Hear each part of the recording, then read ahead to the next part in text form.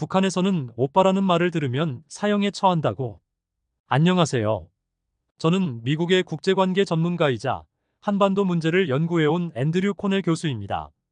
최근 저는 북한의 사회 구조와 언어 문화에 대해 조사하면서 정말 충격적인 사실 하나를 알게 되었습니다.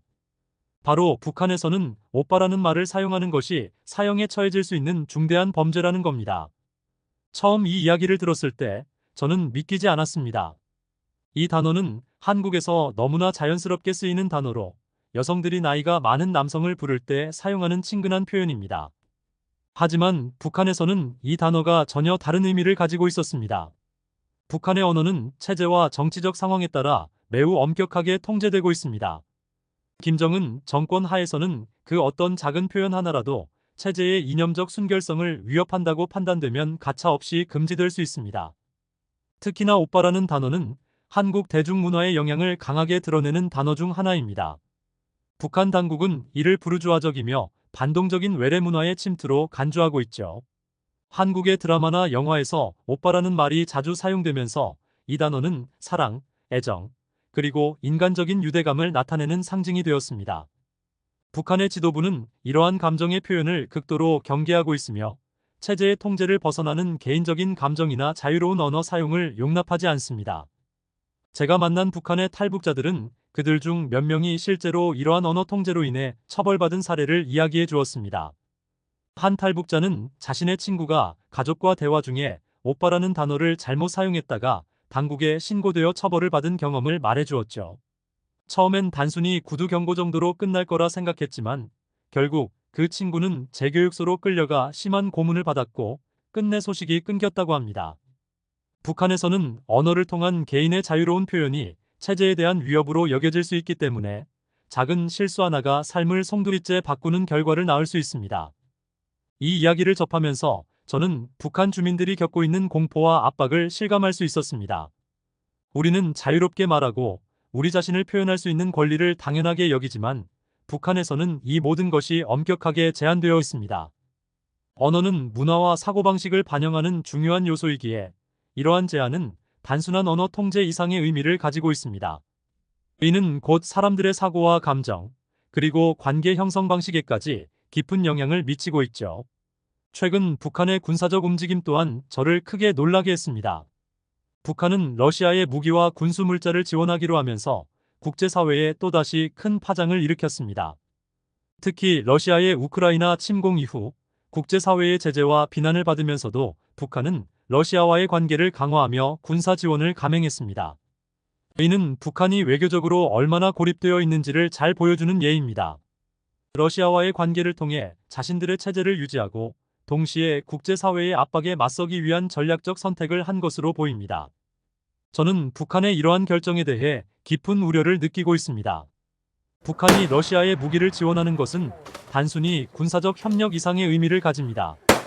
이는 국제사회의 평화와 안정을 위협하는 행위이며 특히 한반도 주변의 안보 상황을 더욱 불안정하게 만들 수 있는 요인이기 때문입니다.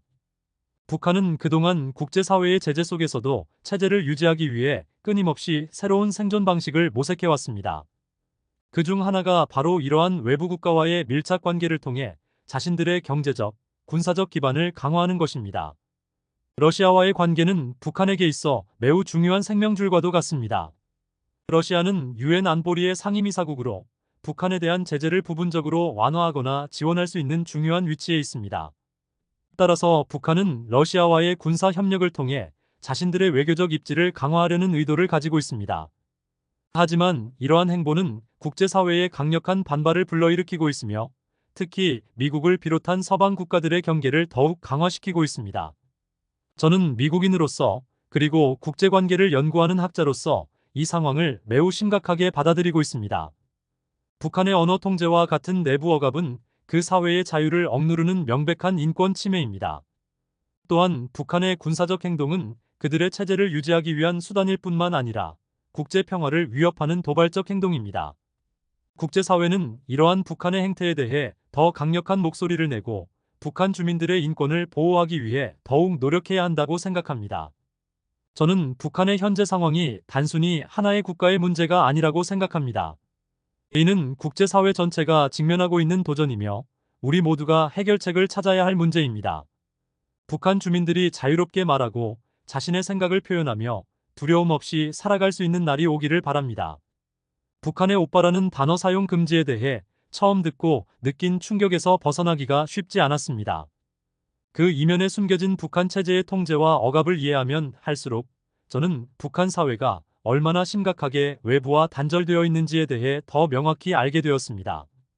하지만 이 모든 것들이 어떻게 이렇게까지 이어지게 되었는지를 생각하며 저는 더 많은 질문을 던지게 되었죠. 왜 북한 정권은 이처럼 극단적으로 언어와 문화를 통제하고 사람들의 사소한 말투까지 억압하려 하는 걸까요? 북한은 자신들의 체제를 유지하기 위해 외부 세계와의 모든 접촉을 최대한 막으려 하고 있습니다. 이는 단순히 물리적인 국경을 봉쇄하는 것으로 끝나는 것이 아니라 사람들의 마음과 생각까지 통제하려는 시도로 이어지고 있습니다.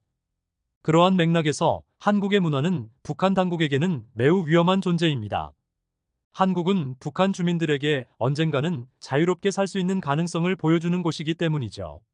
그들에게 한국의 문화를 허용한다는 것은 결국 사람들이 그 문화를 통해 자유와 변화의 가능성을 꿈꾸게 될 위험을 안고 있는 것입니다. 제가 연구를 진행하면서 접한 탈북자 중 한 명인 지수는 어린 시절 평양에서의 생활에 대해 이야기해 주었습니다. 지수는 당시 그의 친구가 가족에게 오빠라는 단어를 잘못 사용했다가 고발당하고 처벌받았던 상황을 생생하게 기억하고 있었습니다. 지수는 그 순간의 긴장감과 공포를 묘사하면서 말했습니다. 그때 우리는 그 친구가 그저 실수로 한 말이었을 뿐이라고 생각했어요. 그런데 그 실수가 가족에게까지 영향을 미칠 줄은 몰랐죠. 결국 그 친구는 재교육소로 끌려갔고 가족들도 끊임없는 감시 속에서 지내야 했습니다. 이런 식으로 하나의 단어가 사람의 인생을 망칠 수 있다는 사실은 북한의 체제 하에서 모든 것이 얼마나 취약한지를 보여줍니다. 단어 하나, 잘못된 행동 하나가 사람들의 삶을 송두리째 바꿀 수 있는 환경에서 북한 주민들은 자신을 철저히 감추고 침묵하는 법을 배울 수밖에 없습니다. 외부 세계의 문화나 언어는 그들에게 체제에 대한 도전으로 간주되며 그 어떤 작은 흔적이라도 발견된다면 엄청난 결과를 초래하게 되는 것이죠. 북한 주민들은 특히 남한에서 넘어온 언어나 문화를 접하는 것에 극도로 경계하고 있습니다.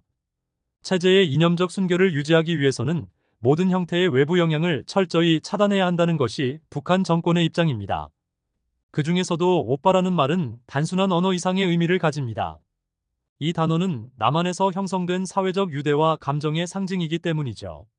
이 때문에 북한 당국은 이 단어를 사용한 사람들을 단순히 언어의 오류가 아니라 체제에 대한 잠재적 위협으로 간주하고 처벌하는 것입니다. 이렇게 북한은 체제를 유지하기 위해 내부 주민들을 극도로 통제하고 억압하고 있으며 이는 결국 외부 세계와의 단절로 이어지고 있습니다. 그러나 아이러니하게도 북한 정권은 자신들의 생존을 위해 외부의 지원에 크게 의존하고 있습니다.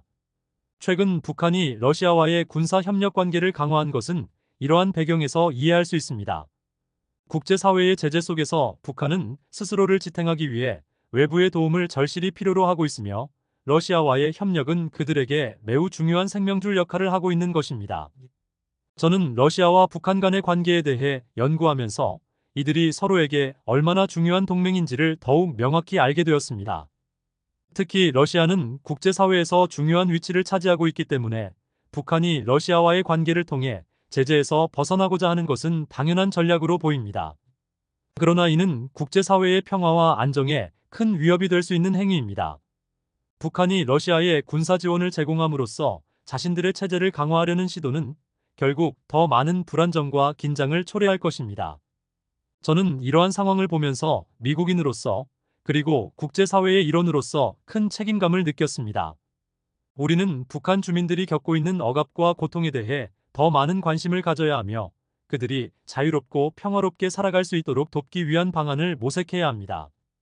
북한 주민들이 단순히 오빠라는 말을 사용했다는 이유로 처벌받고 외부 세계와의 접촉을 철저히 차단당하는 현실은 명백한 인권 침해입니다. 우리는 이러한 현실을 외면해서는 안 되며 북한 주민들의 인권을 보호하기 위해 국제사회가 더 강력한 목소리를 내야 합니다. 최근 북한의 러시아에 대한 군사 지원은 단순한 무기 거래 이상의 의미를 가집니다. 이는 북한이 외부의 도움을 통해 자신들의 체제를 유지하려는 시도를 상징하며 동시에 국제사회에 대한 도발적인 메시지를 보내는 것입니다. 북한은 자신들이 고립된 상태에서도 생존할 수 있는 힘을 가지고 있다는 것을 보여주고 싶어하며 이를 통해 내부 결속력을 강화하려 하고 있습니다. 그러나 이러한 행동은 결국 북한 주민들에게 더 큰 고통과 어려움을 초래할 뿐입니다. 제가 북한을 연구하면서 가장 크게 느낀 점은 이곳에서의 삶이 얼마나 극단적인 통제와 억압 속에서 이루어지고 있는가 하는 것이었습니다. 우리는 자유롭게 말하고 생각하고 행동할 수 있는 권리를 당연하게 여기지만 북한 주민들은 그러한 권리를 전혀 누리지 못하고 있습니다. 그들은 하루하루를 체제의 감시와 통제 속에서 살아가며 작은 실수 하나가 자신과 가족의 삶을 망칠 수 있다는 공포 속에 살고 있습니다. 북한의 현실을 알게 되면서 저는 미국에서 우리가 가지고 있는 자유와 권리에 대해 더욱 깊이 감사하게 되었습니다. 하지만 동시에 이 자유를 누릴 수 없는 사람들에 대한 책임감도 느끼게 되었습니다. 우리는 북한 주민들이 겪고 있는 어려움에 대해 더 많은 관심을 가지고 그들이 자유롭게 말하고 생각할 수 있는 날이 오도록 돕기 위해 노력해야 합니다. 그들은 우리의 도움 없이는 그 어떠한 변화도 기대하기 어려운 상황에 처해 있기 때문입니다. 저는 이번 연구를 통해 북한이라는 나라가 얼마나 복잡하고 어려운 상황에 처해 있는지를 다시 한번 깨닫게 되었습니다. 북한은 외부 세계와의 단절을 통해 자신들의 체제를 유지하려 하고 있지만 그 과정에서 주민들은 심각한 고통을 겪고 있습니다. 우리는 그들이 처한 현실을 외면해서는 안 되며 국제사회의 일원으로서 그들이 자유롭게 살 수 있는 환경을 만들어주기 위해 더 많은 노력을 기울여야 합니다. 다음 장에서는 제가 직접 경험한 북한 연구의 과정과 그 안에서 발견한 여러 충격적인 사실들을 더 깊이 이야기하고자 합니다. 북한의 현실을 알리는 것이 결국 그들에게 도움이 될 수 있는 첫걸음이라고 생각하며 이 이야기를 더 많은 사람들에게 전하려고 합니다. 북한에서의 억압적인 통제 속에 살아가는 주민들의 현실은 저의 마음을 무겁게 만들었습니다. 저를 더욱 당혹스럽게 만든 것은 그들이 하루하루 겪는 불안정함이 단순히 체제 유지의 필요성에서 비롯된다는 점이 아니라는 사실이었습니다. 이는 이념적 충성을 강요하고 내부적으로 불만을 일으킬 수 있는 요소를 사전에 차단하려는 강박적인 시도에서 비롯된 것입니다. 그래서 저는 이 문제를 더 깊이 연구하기 위해 탈북자들과의 인터뷰를 이어갔습니다. 저는 탈북자 인터뷰 중 특히 김씨가 명나는 여성과의 대화를 통해 북한의 일상생활에 대해 더 많은 것을 알게 되었습니다. 김씨는 한때 평양에서 살았으며 꽤 높은 사회적 지위를 가지고 있었습니다. 그러나 그녀는 한국 문화를 접했다는 이유로 갑작스러운 조사를 받고 재교육 캠프로 보내졌다고 했습니다. 그녀는 그 당시의 경험을 회상하며 이렇게 말했습니다. 평양에서 우리는 사회주의 체제의 이상적인 모습을 구현하기 위해 노력하라는 말을 많이 들었어요.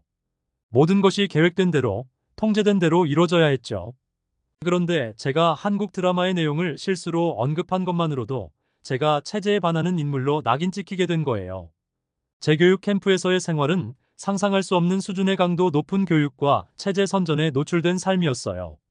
그곳에서는 자신이 누구인지조차 잊을 정도로 체제에 복종하는 법을 배우게 되죠.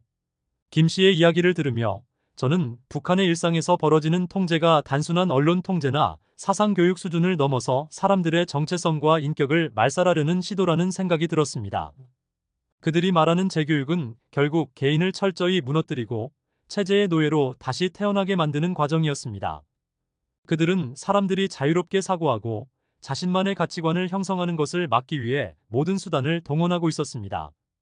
이런 배경을 고려했을 때 최근 북한이 러시아에 군사 지원을 하게 된 것도 그리 놀라운 일은 아니었습니다. 북한은 자신들의 체제 유지를 위해서는 외부로부터의 자원과 협력이 절대적으로 필요합니다. 국제 제재 속에서 고립된 북한에게 러시아와의 협력은 체제 생존의 중요한 열쇠로 작용하고 있습니다. 저는 이러한 관계를 이해하기 위해 북한과 러시아의 역사적인 관계를 살펴보았습니다. 북한과 러시아의 관계는 단순히 외교적인 협력의 차원을 넘어서는 복잡한 역사적 배경을 가지고 있습니다. 과거 소련이 북한의 건국을 지원했을 때부터 시작된 이 관계는 현재에도 계속 이어지고 있습니다. 북한은 경제적 제재와 고립 속에서 러시아와의 협력을 통해 체제 유지를 위한 자원을 얻고 있으며 러시아 또한 북한을 통해 동북아시아에서의 영향력을 유지하려 하고 있습니다. 특히 최근 러시아가 우크라이나 전쟁으로 인해 국제사회에서 고립된 상황에서 북한과의 군사적 협력은 서로의 필요가 맞아떨어진 결과라 할 수 있습니다. 미국의 시각에서 이러한 상황은 매우 우려스럽습니다. 북한과 러시아 간의 군사적 협력은 국제사회의 평화와 안정에 직접적인 위협을 가할 수 있는 요소이기 때문입니다. 북한은 이를 통해 자신들의 군사력을 강화하고 체제의 불안정성을 해결하려고 하고 있지만 이는 결국 북한 주민들에게 더 큰 고통을 안겨주게 될 것입니다. 북한 주민들은 강제적인 군 복무와 자원 부족, 심지어는 기본적인 생필품조차 부족한 상황에 놓여 있습니다. 그들이 처한 어려움은 단순히 체제의 문제가 아니라 그 체제를 유지하기 위해 국가 자원을 무분별하게 사용하는 지도자들의 문제에서 비롯된 것입니다. 최근 북한과 러시아의 협력은 북한 주민들에게는 또 다른 재앙으로 다가오고 있습니다. 자원은 군사적 목적으로만 사용되며 일반 주민들에게 돌아갈 몫은 점점 줄어들고 있습니다. 탈북자 중 한 명은 이렇게 말했습니다. 우리가 매일 겪어야 했던 굶주림은 단순히 자연재해나 국제적인 제재 때문이 아니었어요. 그것은 정부가 국가 자원을 어디에 우선순위를 두고 사용하는가에 따라 결정되는 것이었죠. 군대와 체제 유지를 위해 모든 것이 집중되었고 주민들은 항상 뒷전이었어요. 저는 이 이야기를 들으며 북한의 현실이 얼마나 비극적인지 다시금 깨닫게 되었습니다. 북한은 주민들의 기본적인 인권과 필요를 무시한 채 자신들의 정치적 야망을 실현하기 위해 모든 것을 희생시키고 있었습니다. 그리고 이러한 상황에서 북한 주민들이 겪는 고통은 점점 더 커지고 있습니다. 북한 주민들이 겪는 고통과 억압 속에서 저는 그들이 어떻게 살아남을 수 있었는지 궁금해졌습니다. 김 씨와 같은 탈북자들은 그 속에서도 희망을 잃지 않고 자유를 찾아 나서는 용기를 보여주었습니다. 그들에게는 체제의 억압 속에서도 살아남을 수 있는 강인한 정신력이 있었습니다. 그들은 가족과 친구들, 그리고 그들의 공동체 속에서 서로를 지탱하며 살아갔고 그 힘이 그들을 탈출할 수 있게 한 원동력이 되었습니다. 김 씨는 인터뷰 말미에 이렇게 말했습니다. 저는 북한에서 태어나고 자랐지만 제 마음 한구석에는 항상 자유에 대한 갈망이 있었어요. 우리는 외부 세계에 대해 거의 알지 못했지만 그럼에도 불구하고 사람들이 더 나은 삶을 살 수 있다는 희망을 갖고 있었죠. 그것이 저를 이곳까지 오게 한 힘이었어요. 저는 이 말을 듣고 깊은 감명을 받았습니다. 북한 주민들이 겪는 고통은 상상할 수 없을 정도로 크지만 그들은 그 속에서도 희망을 잃지 않고 살아가고 있었습니다. 그들에게 자유는 단순한 꿈이 아니라 반드시 이루어야 할 목표였습니다. 그리고 그 목표를 이루기 위해 그들은 자신들의 모든 것을 걸고 탈출을 시도한 것이죠. 북한의 상황을 연구하면서 저는 북한 주민들이 겪고 있는 억압과 고통에 대해 더 많은 사람들이 알아야 한다고 생각하게 되었습니다. 우리는 그들이 겪는 어려움을 외면해서는 안 되며 국제사회의 일원으로서 그들이 자유롭고 평화롭게 살아갈 수 있도록 돕기 위한 방안을 모색해야 합니다. 그들은 우리의 관심과 도움이 필요합니다. 우리는 북한 주민들이 겪는 현실을 외면하지 말고 그들을 위해 목소리를 내야 합니다. 다음 장에서는 북한 주민들의 이러한 현실을 국제사회에 알리기 위한 노력과 그들이 자유를 찾기 위해 겪는 어려움들에 대해 더 깊이 이야기하겠습니다. 탈북자 김 씨와의 대화를 마치고 나서도 제 마음속에는 계속해서 여러 가지 질문이 떠올랐습니다. 어떻게 한 나라가 주민들에게 이렇게 강도 높은 억압을 가할 수 있으며 이 억압 속에서도 어떻게 사람들은 살아남아 일상을 이어나갈 수 있을까? 저는 답을 찾기 위해 더 많은 사람들의 이야기를 듣기로 결심했습니다. 이번에는 남성 탈북자인 박씨 가명을 만나게 되었습니다. 박 씨는 북한에서 군 복무를 했던 경험을 들려주었습니다. 그의 이야기는 체제 유지의 일환으로서 군대가 어떤 역할을 하는지, 그리고 그 군대가 어떻게 주민들의 일상에 깊이 스며들어 있는지를 잘 보여주고 있었습니다. 군대는 북한에서 거의 모든 것을 의미해요. 체제를 지키는 최전선에 있는 곳이죠. 저는 10대 후반에 징집되었고 그때부터 제 삶은 완전히 군대 중심으로 돌아가게 됐어요. 우리는 매일 같이 체제에 대한 충성을 맹세해야 했고 무엇보다 강도 높은 훈련과 체제 선전에 끊임없이 노출되었죠. 북한 군대에서는 개인의 자유나 의견이란 건 상상도 할 수 없어요. 모든 것이 지도부의 명령에 따라 움직입니다. 박 씨의 말을 들으며 저는 북한 군대가 단순히 국가 방위를 위한 조직이 아니라 그 이상의 의미를 가지고 있다는 것을 깨달았습니다. 그곳은 개인의 의지를 억누르고 체제에 대한 충성을 강요하는 곳이었으며 주민들을 통제하고 감시하는 또 하나의 거대한 기구였던 것입니다. 특히 박 씨는 군 복무 중에도 한국 문화에 대한 언급이 금기시되었다고 강조했습니다. 한 번은 동료들끼리 몰래 한국 노래를 듣게 된 적이 있었어요. 우리 중 한 명이 집에서 라디오를 구해와서 조용히 듣고 있었죠. 그때 우리는 마치 다른 세상에 온 것 같은 느낌이었어요. 너무 아름답고 자유로운 목소리였거든요. 하지만 그 소식이 상급자에게 알려지면서 우리는 엄청난 벌을 받았어요. 우리 중 한 명은 그 일로 인해 영영 돌아오지 못하게 되었죠. 그의 이야기를 듣는 내내 저는 마음 한구석이 먹먹해졌습니다. 한국의 음악, 한국의 드라마는 우리에게 너무나도 일상적인 것이지만 북한에서는 그것들이 곧 사형이나 감옥 생활로 이어질 수 있는 무서운 위험 요소가 된다는 사실이 충격적이었습니다. 그리고 그것이 단순히 문화적 차이가 아니라 체제에 대한 위협으로 여겨진다는 점에서 더욱 끔찍했습니다. 문화가 무기가 되어버린 사회, 그것이 바로 북한이었습니다. 그런데 여기서 제가 이해하지 못한 부분은 왜 그렇게까지 주민들의 사소한 관심이나 취미조차 통제하려고 하는가 하는 것이었습니다. 이에 대해 박 씨는 이렇게 설명했습니다. 지도부는 주민들이 외부의 문화를 접하면 체제에 대한 불만이 생기고 결국 반란의 불씨가 될 수 있다고 생각해요. 그래서 한국 문화는 특히나 위험하다고 여기죠. 왜냐하면 그것이 같은 민족이지만 전혀 다른 삶을 보여주기 때문이에요. 한국에서는 자유롭게 말하고 사랑하고 꿈을 꿀 수 있다는 사실이 북한 주민들에게 알려지는 순간 체제에 대한 신뢰는 무너질 수밖에 없어요. 그래서 그들은 우리가 오빠라는 단어조차 사용할 수 없게 만드는 겁니다. 그 단어는 곧 한국 문화에 대한 동경과 체제에 대한 의심을 불러일으킬 수 있기 때문이죠. 이 말을 들으며 저는 북한 정권이 얼마나 체제 유지를 위해 극단적인 방법을 사용하는지를 실감하게 되었습니다. 주민들이 다른 세상에 대해 알지 못하도록 철저히 차단하고 심지어는 같은 민족의 언어조차 금기시하는 모습은 북한이 체제에 대해 얼마나 불안해하고 있는지를 여실히 보여주고 있었습니다. 북한과 러시아의 협력에 대해서도 박 씨의 의견을 들을 수 있었습니다. 그는 북한이 러시아에 군사 지원을 하고 있다는 사실에 대해 이렇게 말했습니다. 저는 북한이 러시아에 군사 지원을 하고 있다는 소식을 들었을 때 전혀 놀랍지 않았어요. 북한 정권은 언제나 자신들의 생존을 위해 필요하다면 어떤 일이든 할 수 있는 곳입니다. 러시아와의 협력은 국제사회의 눈에는 위협일 수 있지만 북한 내부에서는 오히려 체제의 강화를 위한 당연한 선택으로 여겨지고 있어요. 그리고 이러한 협력은 주민들에게는 더 큰 고통으로 다가옵니다. 왜냐하면 모든 자원은 군대와 체제 유지를 위해 사용되기 때문이에요. 우리가 쌀 한 톨을 구하기 위해 고생할 때 정권은 미사일을 만드는데 돈을 쓰고 있는 겁니다.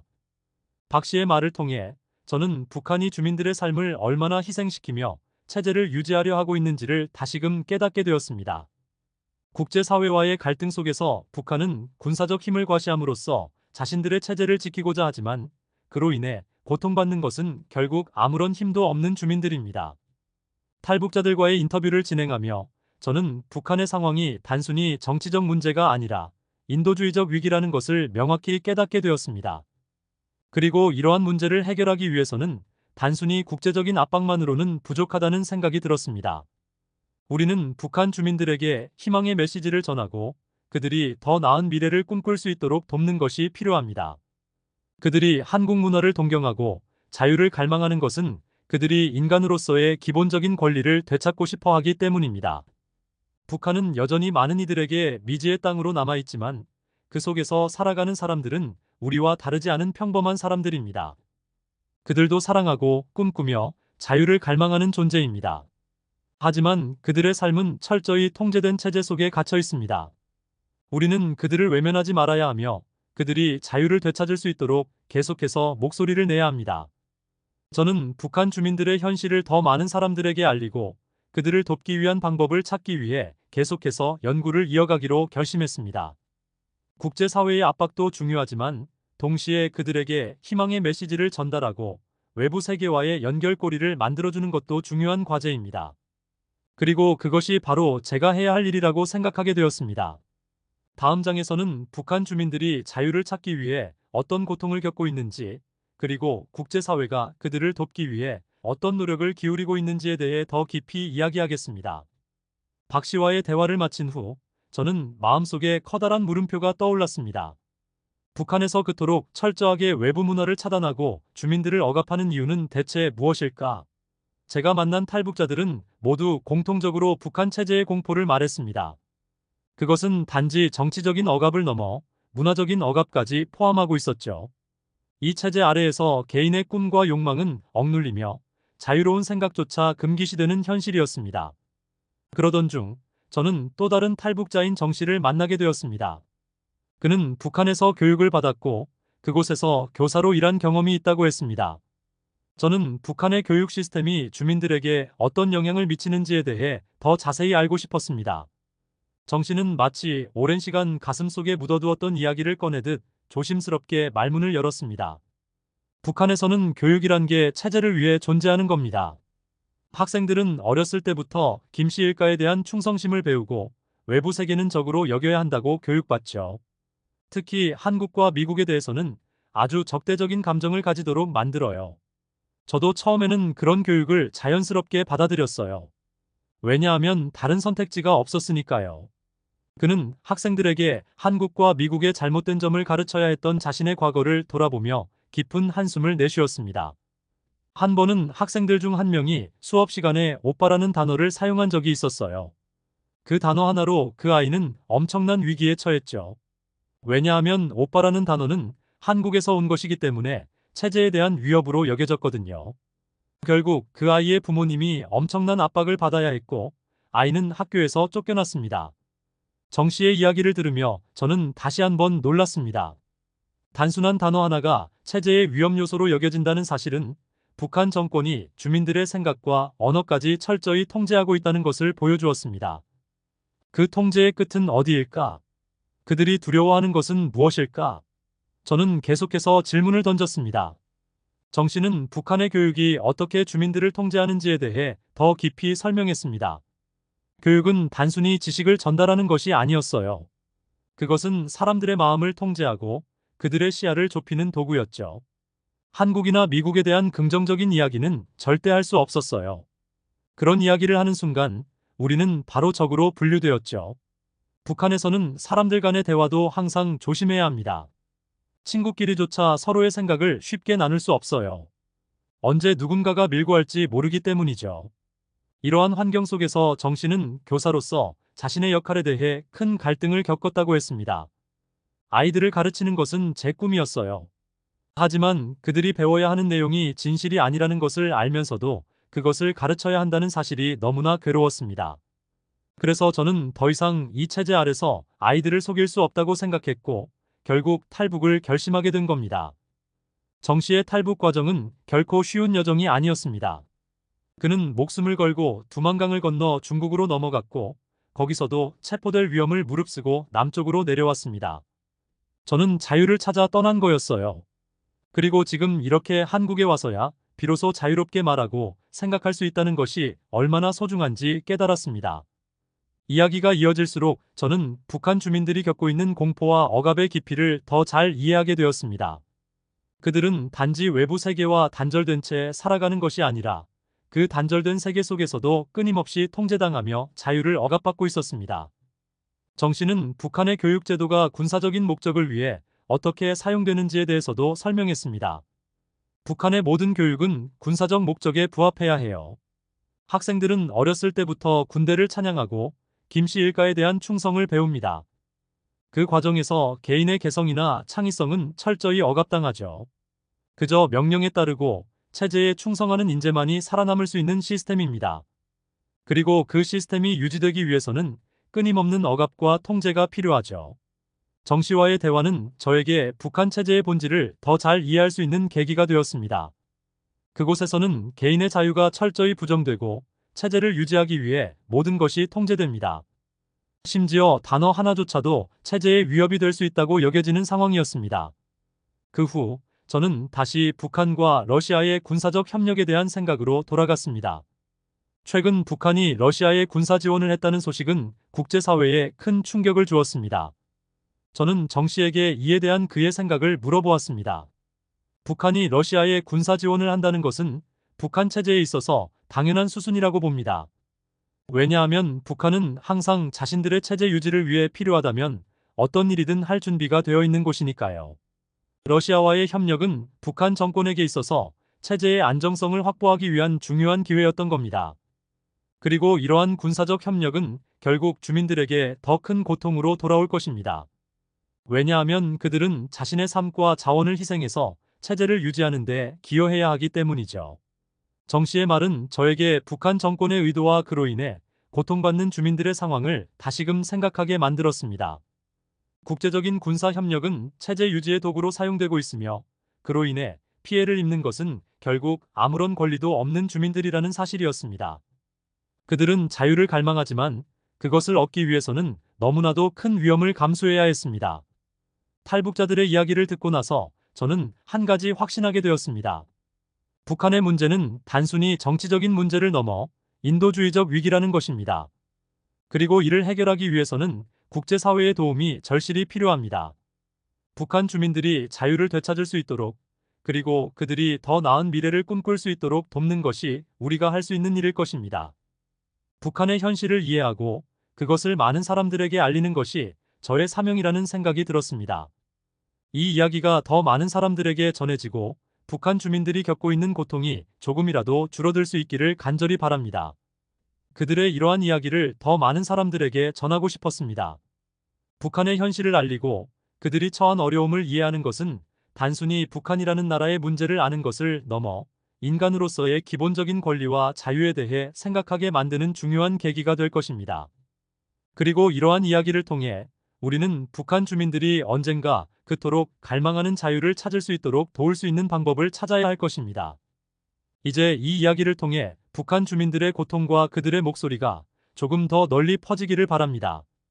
그들이 처한 현실을 외면하지 않고 그들의 이야기에 귀 기울이는 것이야말로 우리가 할 수 있는 첫걸음일 것입니다. 그리고 그 첫걸음이 언젠가는 그들에게도 자유와 희망을 가져다 줄 수 있기를 간절히 바랍니다. 이야기가 마음에 드셨다면 좋아요, 구독 부탁드립니다. 영상 제작에 큰 힘이 됩니다. 감사합니다.